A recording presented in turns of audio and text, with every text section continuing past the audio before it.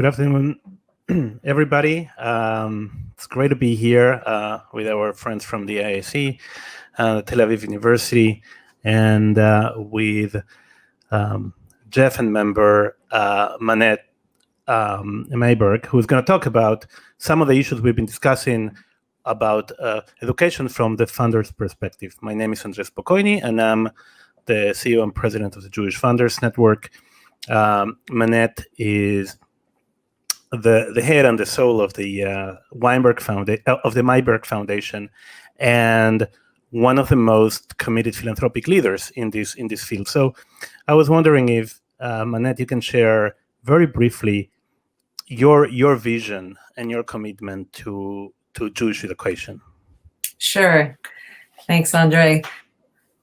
You know, as a Jewish funder, I'm interested most in building strong future generations of Jews and Jewish leaders, and Jewish education is the best way to do it. However, I think that we have to re-examine the big picture of what we're trying to accomplish through Jewish education itself. I believe that we need to think about putting the distinction, the holiness that's imbued in all of Jewish education back in. And let me explain. I'm going to explain by quoting historian Rabbi Beryl Wine, who spoke at one of our early retreats. And he said this. He said, "We've been involved." And what do you think? The innovations that you've been investing in the past in your work with Jewish education. I mean, your focus is mainly educational innovation. What do you think is? Are we seeing these innovations play out now during the coronavirus crisis? Well, absolutely. I think that anyone who's been visionary in Jewish education innovation has been moving toward more intrinsic motivation as opposed to extrinsic motivation, which means that we have to build the students' autonomy in terms of choice in their education. And we have to make the material relevant for the student. We're finding through our innovative model data collection that relevance is a key component. And all of the different modes that we've been talking about all throughout the conference, asynchronous learning and project-based learning and blended learning, these are all beautiful, beautiful new and cutting-edge modes of conveying education. And those are all working toward that goal of giving the student more control and therefore more desire and hunger to learn, as opposed to an externally imposed evaluation process whereby they're just working toward a grade. So the pandemic is sort of a great accelerator, I think, of processes that you have been seeing all along, and you have been working on it. How do you think that the landscape is going to be different for funders like you? What are the priorities going to be different in the next 12 months, or when we go out of this crisis? Well, I think that funders of Jewish education on a national level have traditionally not been as focused on partnering and collaborating with the individual communities and local funders.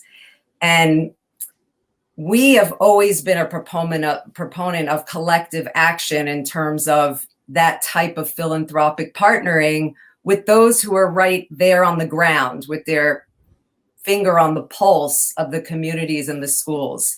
So I hope to be seeing more of that movement. I think that the COVID situation is opening up opportunity in that area, which is really a fantastic way to proceed in terms of thinking about future Jewish education funding.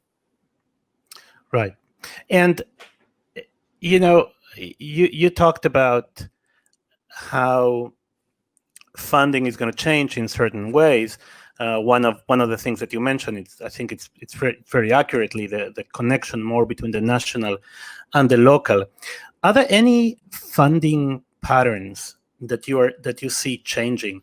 Not what you fund, but how you fund. Yeah, well, that's what I was just speaking to with the we need to see more philanthropists participating in national funding collective effort. We make an effort in our Jewish education funding to reach out to other philanthropists in the field and to try to band together, because the truth is that it's really up to the philanthropists to envision the future. It's up to our unbelievable, creative, capable, talented educators to execute. But funders really can really make a difference in terms of pushing forward the agenda. And I think that the agenda's gotta be, what is going to be the long-term result of Jewish education? Are we building strong future generations? Are we really putting in place the pieces that are going to strengthen Jewish identity and future Jewish communal participation and leadership? Are we using the wisdom and values that have really sustained us through the ages? Are we using that to the best of our ability to develop and shape the strongest future generations that we possibly can? And that's what I, as a funder, am finding other like-minded philanthropists to partner with, to make sure that the educators aren't getting stuck in complacency and are pushing forward with the big vision in mind. But you're also, as a funder, you can also absorb the risk of the system, meaning you can allow educators on the ground to take risks, right? You can fund those risks, you can find all that innovation that you were talking before, and give the educators on the ground the permission to dream, as it were, and to sort of imagine new ways of doing their work. That's right. It is definitely when funders choose to fund innovation and to take those risks, then we are providing an invaluable platform for educators who perhaps before never had the opportunity to exercise those visions and dreams that they had. I mean, look, the truth is that for too long, Jewish education, 70, 80 years now, has been imitating general studies education. It's a mistake. It's sort of a little bit of losing our way. Why? Right. Because the goals of general studies education are very different than the goals of Jewish education. With general studies, you are building knowledge, you are building skills, you are building toward a career. In Jewish education, you are building a human being. You are building the core of a person. And you're building also a collective identity. Yeah. Yeah, identity, love of learning, enthusiasm to be part of the Jewish community and all of those ingredients are going in there when students are developing. And if they're getting the wrong messaging by being evaluated by traditional processes that might say, hey, you know what? You get a C. You're only average in understanding Chumash. Well, right. What does that student internalize? Their self-esteem starts to plummet. Their Jewish self-esteem. The confidence to approach the subject. But If you have to zero in on one thing that you think is going to profoundly change as we emerge from this crisis, what would you think that would be in terms of education and how we fund it? I think it's going to be the role of the educator. It's very clear that COVID has created this opening for all of the technological advances to speed up. They were in process and they were being used and tested. Now it's become a necessity to use them. So I want to say it this way. Technology can perhaps do some things better than a teacher. And I was just listening to the prior session about artificial intelligence and augmented reality and all of this maybe being superior to the traditional conveyance of education. However, as much as we can utilize the best of technology, I do believe that there is an invaluable role that Jewish educators hold in shaping and developing, like I said, a human being. Right.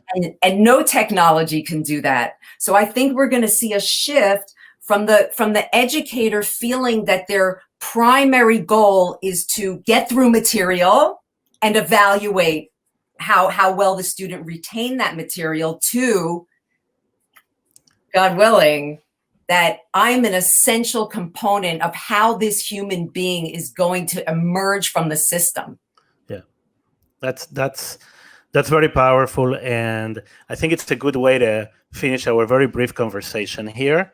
I just want to say that what you said two things that for me are critical. You said that funders are collaborating among themselves, and I think that as funders are collaborating among themselves more than ever, schools and different educational institutions should do the same and should collaborate more. And I think that you ended with a beautiful note, with I think very positive note that technology can help us, but ultimately it's the human being using that technology that is going to determine the quality of our Jewish education and therefore of our Jewish community. So thank you, Manette, very, very much for all you do and for having this brief chat that I hope we can expand later on. Yes, thank you. And thank to the IAC for hosting us.